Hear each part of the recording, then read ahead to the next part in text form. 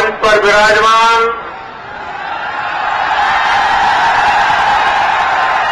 Bharatiya Janata party के जिला अध्यक्ष श्रीमान यादव जी,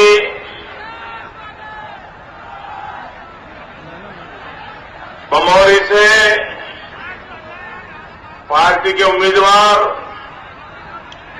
श्रीमान कन्हैयालाल जी अग्रवाल, गुना से भारतीय जनता पार्टी के उम्मीदवार श्रीमान पन्नालाल जी, चाचौड़ा से लड़ाई लड़ रही बहन ममता मीना जी, राघोगढ़ में भाई श्री राधेराम ठाकर जी,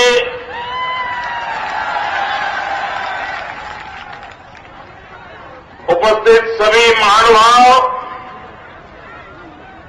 और विशाल संख्या में पधारे हुए गुना के प्यारे भाई और बहनों,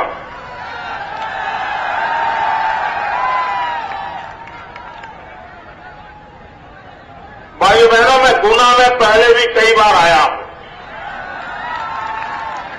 क्योंकि मैं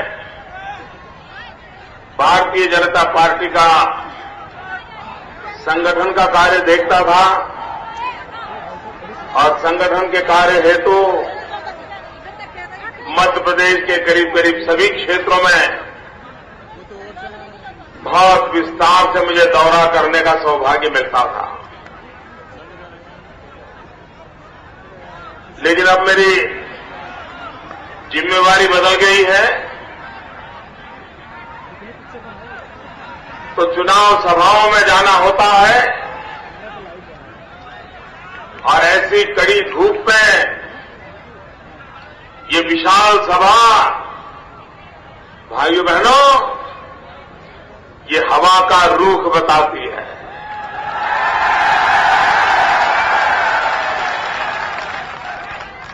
मैं जहां जहां गया हूं, मैंने अनुभव किया है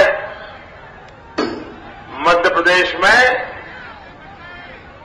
भारतीय जनता पार्टी की आंधी चल रही है, आंधी।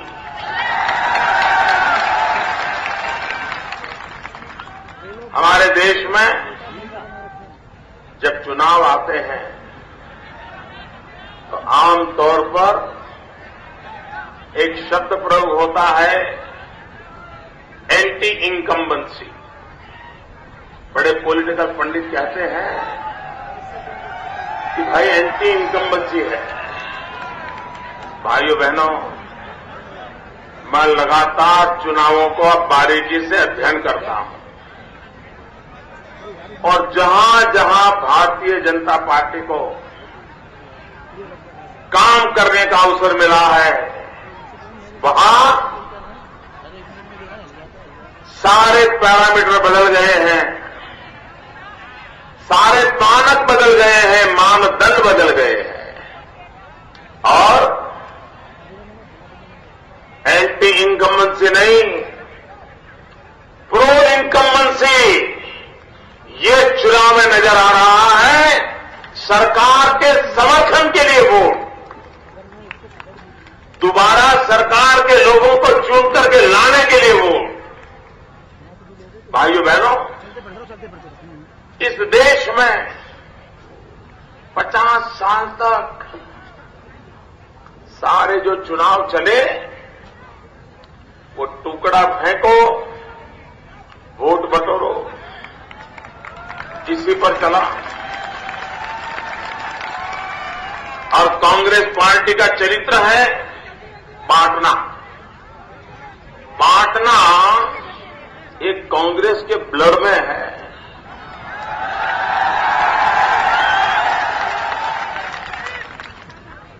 वे अंग्रेजों से यही सीखे हैं, डिवाइड एंड रूल।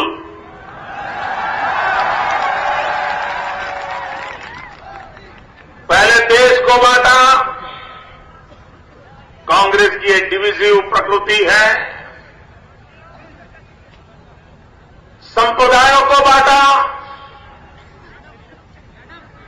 भारत एक देश है, विविधताओं में एकता से भरा हुआ देश है। एकता की बात करने के बजाय कांग्रेस पार्टी ने हमेशा संप्रदायों के गीत गाए, जातियों के गीत गाए, भिन्न भिन्न जातियों में से अपने अनुकूल वोट बैंक बनाने के लिए जातियों की जुगलबंदी की। गांव गांव को बांटा,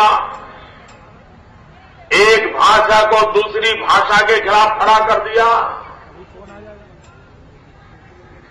एक बिरादरी को दूसरी बिरादरी से लड़ा लिया। यही कारनामे कांग्रेस के रहे। भाइयों बहनों, बांटने वालों ने बहुत दिन देश चलाया है। ऐसा जहर घोला है कि देश को उभरने के लिए आज पसीना छूट रहा है। भाइयों बहनों, ये हम सबकी जिम्मेवारी है। 21वीं सदी हिंदुस्तान की सदी बने। 125 करोड़ का देश विश्व कल्याण का मार्ग दिखाएं। स्वामी विवेकानंद जी ने सपना देखा था, भारत विश्व गुरु बने, जगत गुरु बने।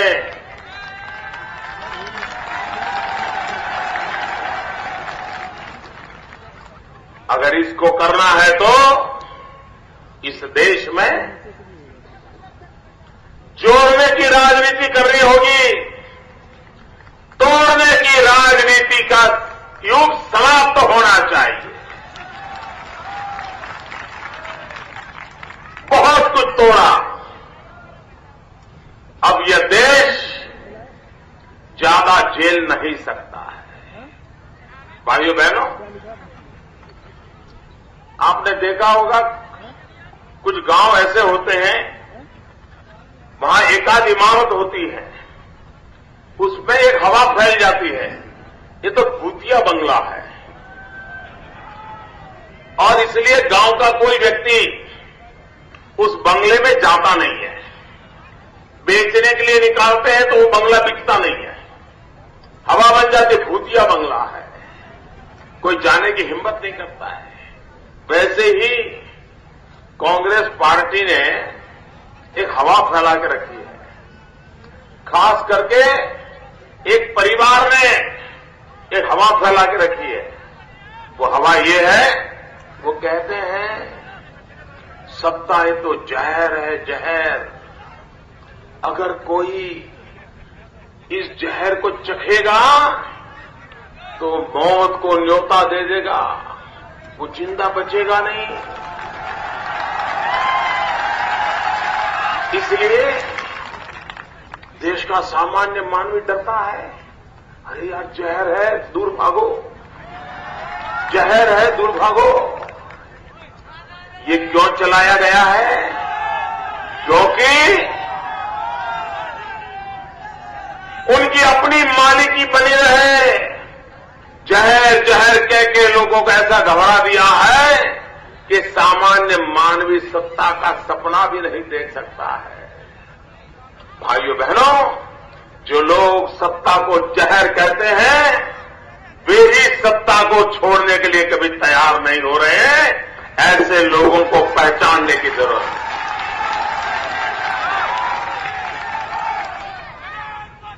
भाइयों बहनों, ये चुनाव विकास के मुद्दे पर लड़ा जाना चाहिए। जातिवाद के नाम पर, संप्रदाय के नाम पर, बिरादरी के नाम पर, इलाके के नाम पर 50 साल चुनाव हो लिए। अब विकास के मुद्दों पर चुनाव लड़ना है। विकास के बिना इस देश का कोई भविष्य नहीं है। हिंदुस्तान 65% नौजवानों का देश है।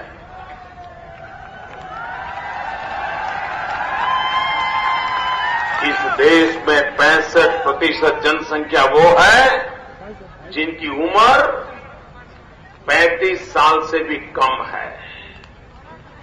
हम दुनिया के सबसे युवा देश है, सबसे युवा देश है। हर युवान के पास भुजाएं हैं, अदम्य इच्छाएं हैं, उनके पास दिल भी है, दिमाग भी है। अगर ये हमारा नौजवान उसको अवसर मिले, उसको रोजगार मिले, उसको काम करने की तक मिले, तो मैं विश्वास से कहता हूं हमारे देश का नौजवान इस देश के भाग्य को बदल सकता है। भाइयों बहनों, जब चुनाव आते हैं तो एक कांग्रेस के नेता वादे करने में बड़े माहिर होते हैं। ऐसे ऐसे वादे करते हैं, ऐसे ऐसे वादे करते हैं जिसकी आप कल्पना नहीं कर सकते हो। आजकल यहां भी करते हैं ना, कांग्रेस के लोग वादे करते हैं ना, वादे करते हैं। आप सोच नहीं सकते ऐसे वादे। आप तो उनका जो चले तो कह दें कि अगर कांग्रेस की सरकार बना दी तो आपको चंद्रमा पे ले जाएंगे, मंगल की यात्रा करा देंगे। बिना सर पैर के वादे कर रहे हैं। भाइयों बहनों, कांग्रेस का लेखा जोखा ले ले, अपन कर ले। आप जवाब दोगे, सबके सब जवाब दोगे। अच्छा भैया बताइए, पिछली लोकसभा चुनाव में कांग्रेस पार्टी ने 100 दिन में महंगाई कम करेंगे ऐसा देश को वादा किया था। कांग्रेस ने कहा था अगर हम दिल्ली में सत्ता में आएंगे तो 100 दिन में महंगाई कम कर देंगे। मैं पूछना चाहता हूं भाइयों, क्या कांग्रेस ने वादा निभाया? महंगाई कम हुई?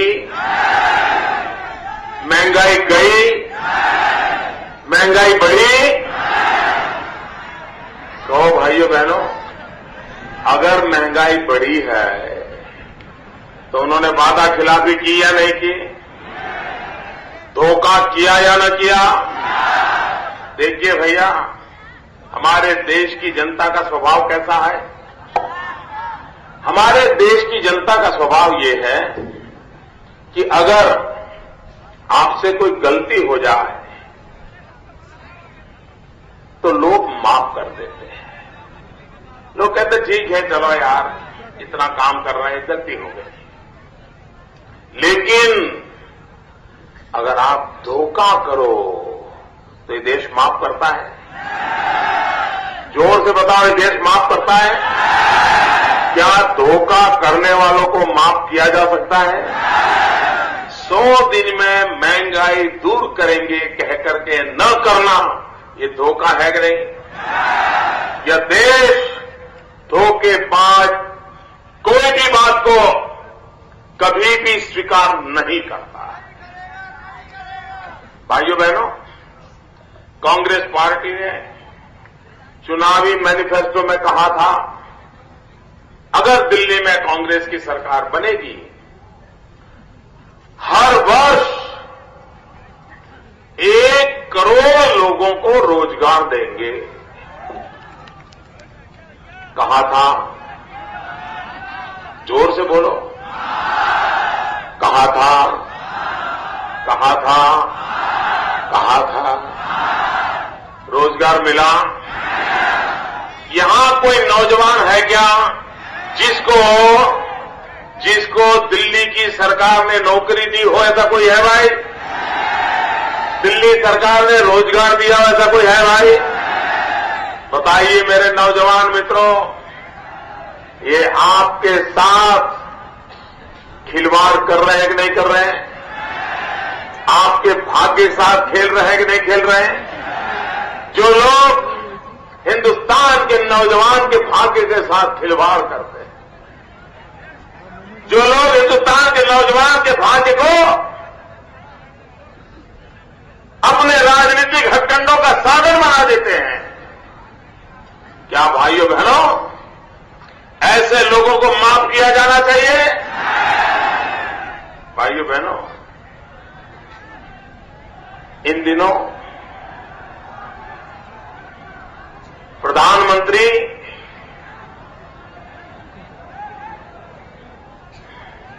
बहुत चिंता व्यक्त कर रहे हैं। प्रधानमंत्री जी ने कल भाषण किया, उन्होंने कहा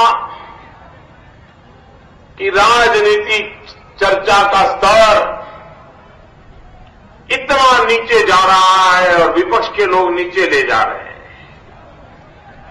भाइयों बहनों,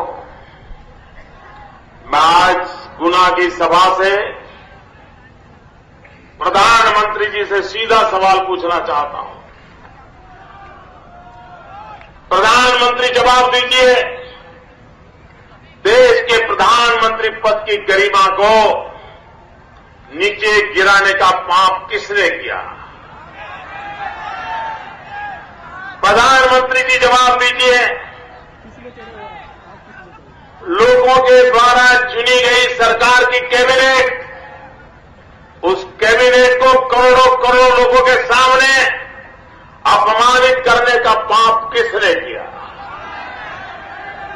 प्रधानमंत्री जी, ये काम भारतीय जनता पार्टी ने नहीं किया। ये काम भारतीय जनता पार्टी के कार्यकर्ता के या नेता ने नहीं किया है। आप जब अमेरिका में थे, उसी समय जिस पार्टी ने आपको प्रधानमंत्री बनाया है, उस पार्टी के राष्ट्रीय उपाध्यक्ष उन्होंने देशवासियों के सामने आकर के कहा कि कैबिनेट ने जो निर्णय किया है, प्रधानमंत्री ने जो निर्णय किया है, ये सब नॉनसेंस है, नॉनसेंस। आपको नॉनसेंस कहने का पाप किसने किया था? किसने किया था दोस्तों? किसने किया था? किसने किया था? आप बताइए। और आप आरोप हम पर लगाते हो। इतना ही नहीं, कैबिनेट के निर्णय कागज के टुकड़े को फाड़ के फेंक दो, ये किसने कहा था? किसने कहा था?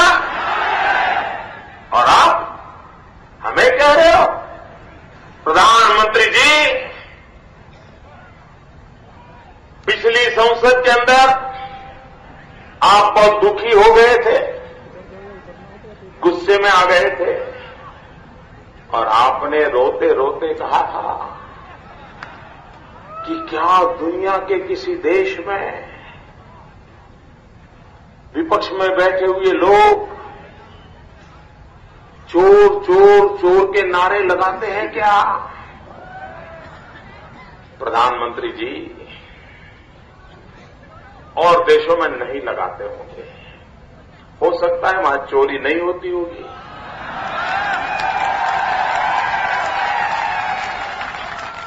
प्रधानमंत्री जी, संसद के अंदर कोई चोर चोर के नारे लगाए, आपको दुख होता है, आपको पीड़ा होती है।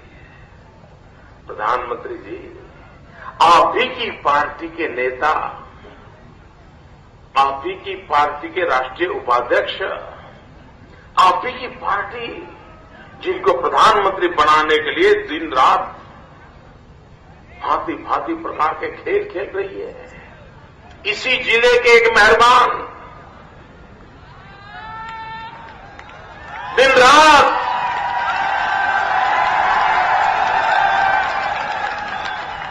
जूट मैन्युफैक्चरिंग फैक्ट्री चलाते हैं।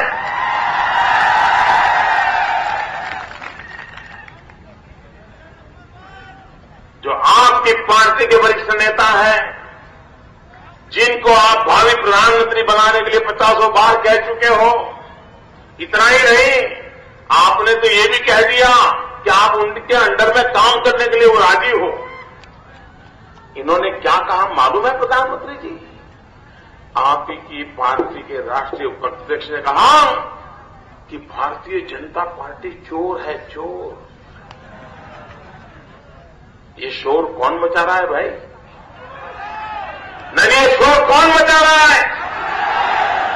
ये शोर कौन मचा रहा है? भाइयों बहनों, हम पर ऐसे आरोप लगाते हो, तब आपकी चुनाव की डिबेट का स्तर ऊपर जाता है क्या? क्या लोकतंत्र के अंदर आप शालीन भाषा का प्रयोग कर रहे हो इस बातें करके, और हमें सुना रहे हो? और मैं शाहजादे को कहना चाहता हूं,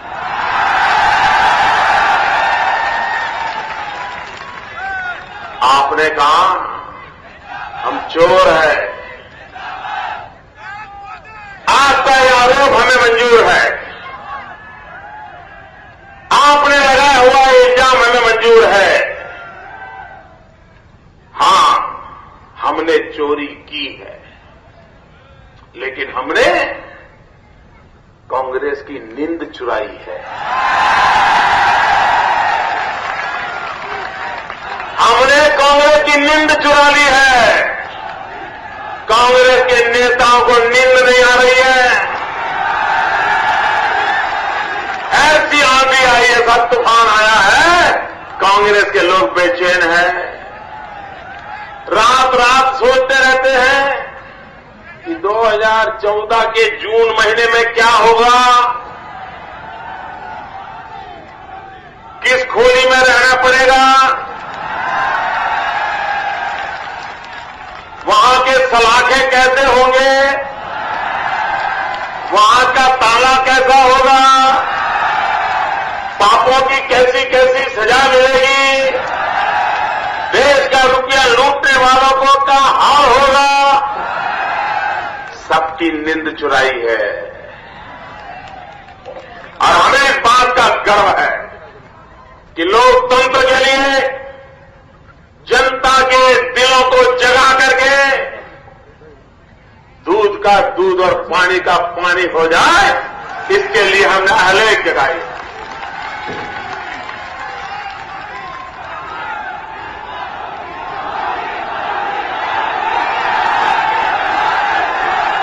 भाइयों बहनों,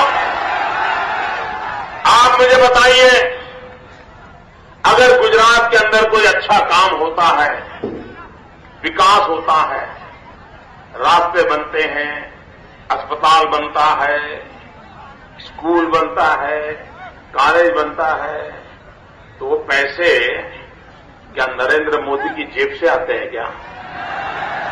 क्या नरेंद्र मोदी की जेब से आते हैं क्या? अगर मध्य प्रदेश में अच्छा काम हो रहा है, विकास हो रहा है, बिजली आ रही है, तो पैसे शिवराज जी के जेब से आ रहे हैं क्या? भाइयों बहनों, ये पैसे न तो मोदी के हैं, न तो शिवराज जी के हैं। ये पैसों के मालिक आप हैं। ये पैसे आपके हैं। हम तो सिर्फ एक ट्रस्टी के रूप में उनका सही कारोबार करते हैं। लेकिन दिल्ली से जो नेता आते हैं, मैडम आती हैं, शहजादे आते हैं, तो कहते हैं हमने मध्य प्रदेश को इतने रुपये दिए, इतने रुपये दिए, इतने रुपये दिए। ये रुपये है किसके भाई? जरा बताओ किसके रुपये? अरे रुपये जनता जनार्दन के हैं। इस देश की जनता उसके मालिक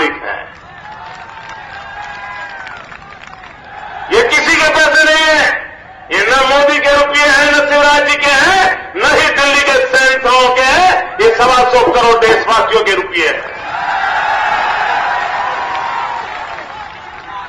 और भाइयों बहनों, हमने कांग्रेस की नींद तो चुराई है, हमने कांग्रेस की नींद तो चुराई है, लेकिन आप लिख के रखिए भाइयों बहनों, हम भारतीय जनता पार्टी के कार्यकर्ता चौकीदार है, चौकीदार।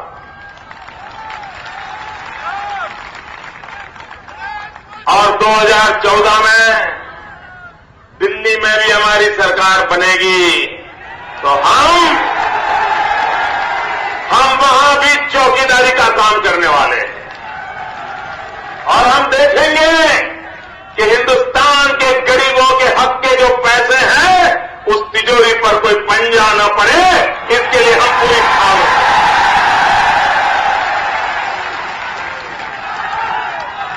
और मैं वादा करता हूं भाइयों, देश की तिजोरी पर मैं कोई पंजा नहीं पड़ने दूंगा, मैं आपको वादा करता हूं।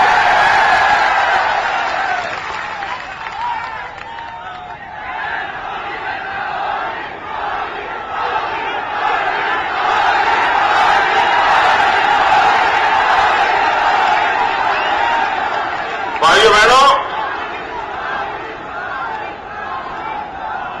ये कांग्रेस के लोग गरीबी के नाम पर वोट मांगते हैं। मैं देश के अर्थशास्त्रियों से आह्वान करता हूं, मैं देश के पॉलिटिकल पंडितों को आह्वान करता हूं कि आप जरा पिछले 10 साल का हिसाब लगा लीजिए। भारत सरकार की एक गरीबों की भलाई के लिए 20 पॉइंट प्रोग्राम चलता है, हर राज्य इसको लागू करता है। हर एक सरकार ने इस कार्यक्रम को लागू रखा है। मोरारजी भाई की सरकार थी तब भी चल रहा था, अटल जी बने प्रधानमंत्री तब भी चल रहा था, आज भी चल रहा है।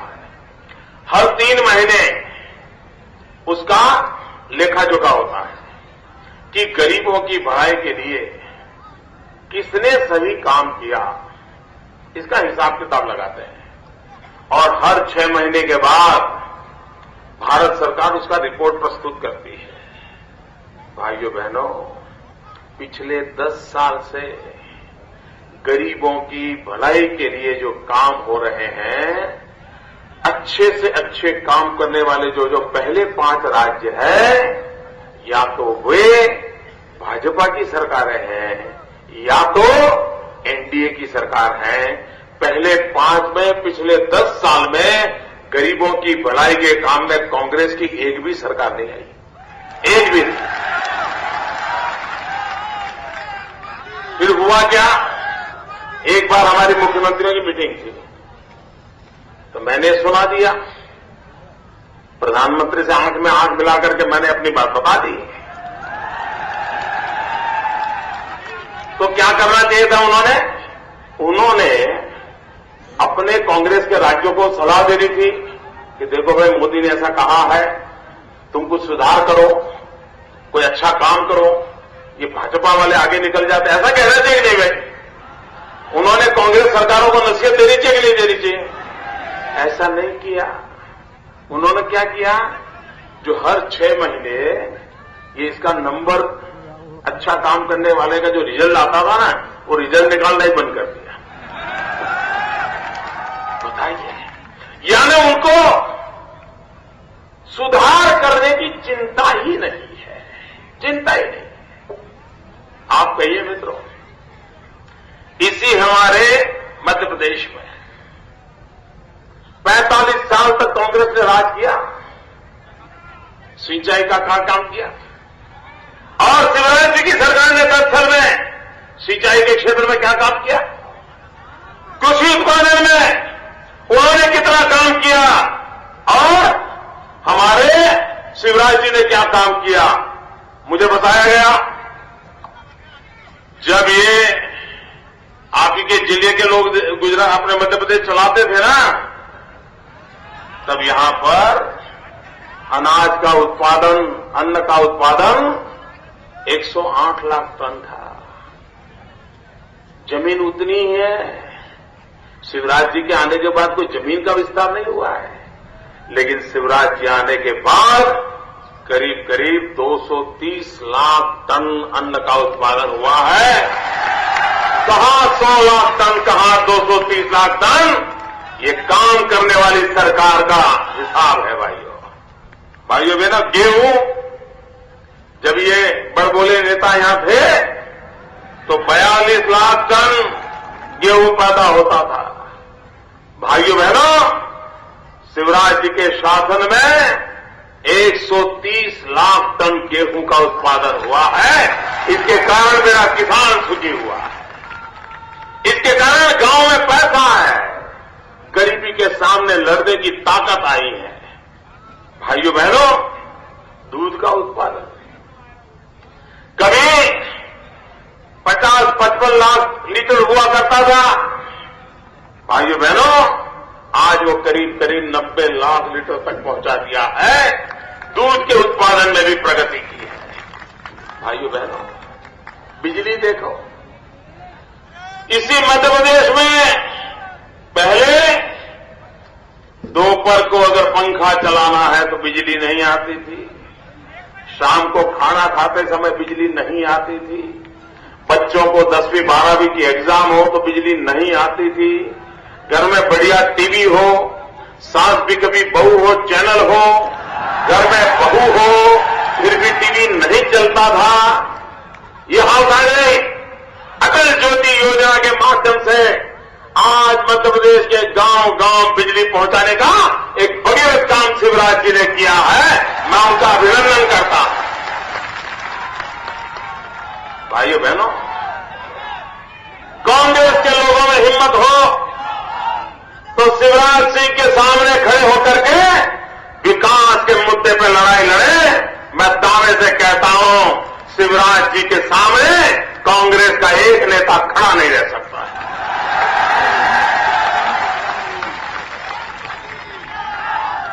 और भाइयों बहनों, भारतीय जनता पार्टी का एक ही मंत्र है, विकास। हमने 7 साल गंवा दिए।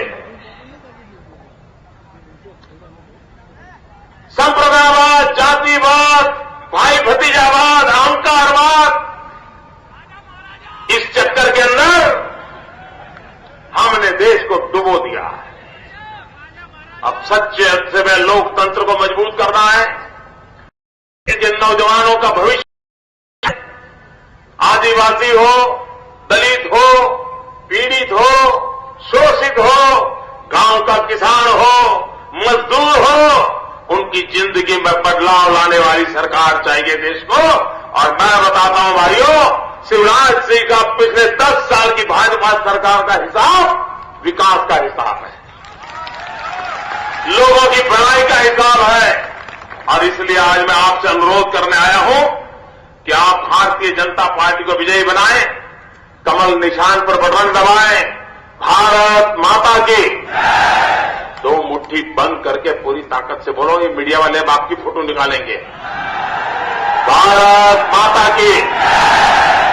बड़ी ताकत से बोलो, मीडिया वाले जरा पीछे देखेंगे, देखो जरा।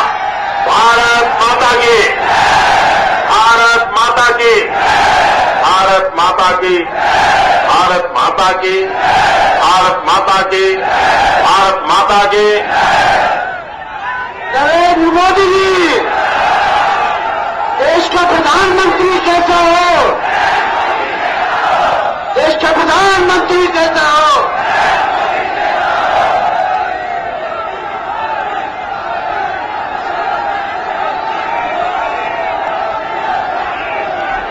दुनिया के सभी वासियों को भारतीय जनता पार्टी की एक अपील। खुशबू को यह शौक है कि वो करती रहे सफर, मुमकिन नहीं मगर ये हवा से रिश्ता किए बगैर। अब मैं भारतीय जनता पार्टी के जिले के मंत्री भाई धर्मेंद्र सिकरवार जी से अनुरोध करूंगा कि आप सभी का आभार व्यक्त करें। भारतीय जनता पार्टी,